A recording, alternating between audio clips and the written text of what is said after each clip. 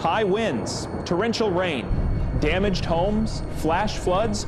It's hurricane season once again. Hello everyone, I'm NBC 17 Chief Meteorologist Wes Owenstein. Welcome to this Precision Weather Alert special, Preparing for the Storm. During the next 30 minutes, we'll be covering all things hurricane. We go back in time and revisit the devastation from past hurricanes like Hazel, Fran, and Floyd. Yeah, we're hit and we're not prepared at all.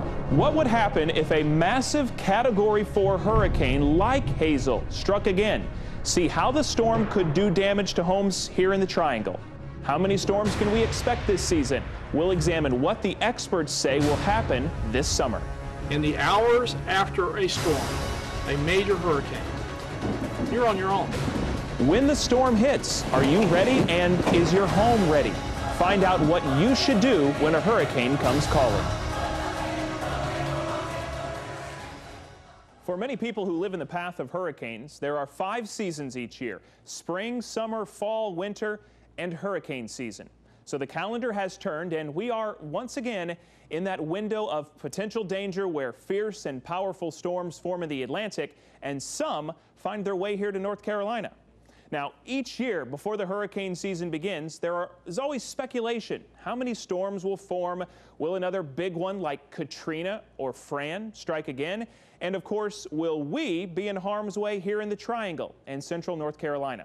Forecasters offer their predictions of how the summer will play out. And here's what some of the more respected experts have to say, including a local group from the Triangle. When predicting hurricanes, there are 3 key numbers to look for: the total amount of named storms, the number of those storms that will become hurricanes, and finally the number of intense hurricanes, which means a Category 3, 4, or 5 storm with winds over 110 miles per hour.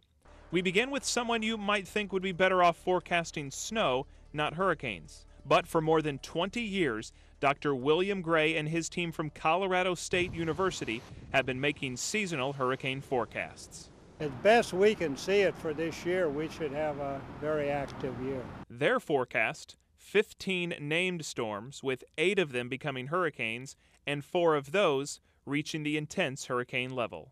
A couple of interesting things to note about these numbers: all of them are above the amount of activity we would see in a normal season, but they are below last year's predictions. For our next team of forecasters, we didn't have to go very far. A relative newcomer in the business of hurricane forecasting is Dr. Shea's team at North Carolina State University.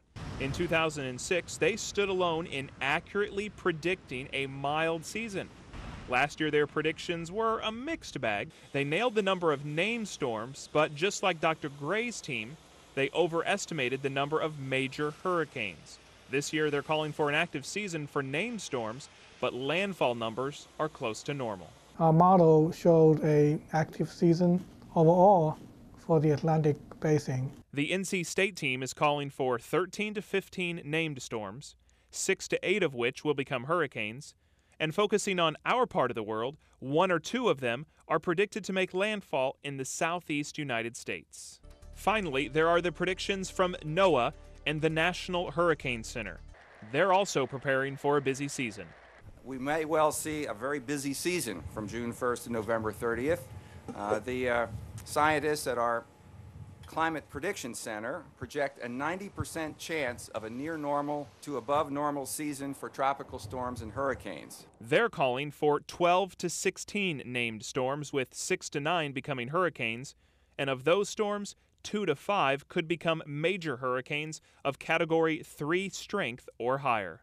So what do all these numbers mean? Well, keep in mind an average season has 11 named storms, including 6 hurricanes, for which 2 reach major status.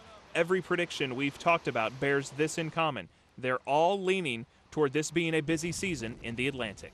We can't tell you when, we can't tell you exactly where, but sometime during the season we're going to face another threat from a hurricane. In the past, forecasters' numbers have been off thanks to many factors that are simply impossible to predict. For example, in 2006, it was the development of a mild El Nino that didn't give storms a chance to form in the first place. According to the National Weather Service, El Nino and La Nina forecasts are currently the biggest source of uncertainty for the hurricane outlook. They refer to the period between March and July as the springtime forecast barrier. It's a period when predicting can be difficult because the atmosphere is in a state of transition. In fact, both Dr. Gray's and Dr. Shea's teams frequently update their forecasts as the season progresses and climatological factors change. So as we make our way through another hurricane season, you can count on the NBC 17 Precision Weather Team to keep you updated on all of these changes. And if a hurricane does appear on the horizon, we'll keep you informed and ready to keep you and your family safe. Here's a look at the list of hurricane names. Remember, the names are alphabetical, starting with Arthur all the way to Vicky and Wilfred. If the entire list of 21 names are used in a season, additional storm names come from the Greek alphabet, like Alpha, Beta, Gamma, and so on. The Pacific gets its own list of names each year, too.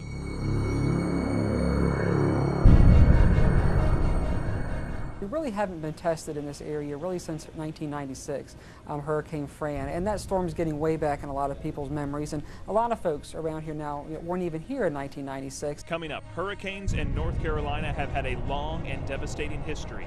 We go back in time and revisit the storms that brought the most damage to the state and here in the Triangle. Plus, are you prepared for when the next big storm strikes the Triangle? We all know about water, food, and the usual survival kit, but we've got some safety tips you may not know about that could help you when a storm hits. You might be surprised at some of the simple things that can make a big difference. And what if only one Category 4 storm has ever breached North Carolina's shores? But what if another mega hurricane struck? We take a look at what would happen if the big one hit, the impact it could have on us here, and if emergency management officials are prepared. Stay with us.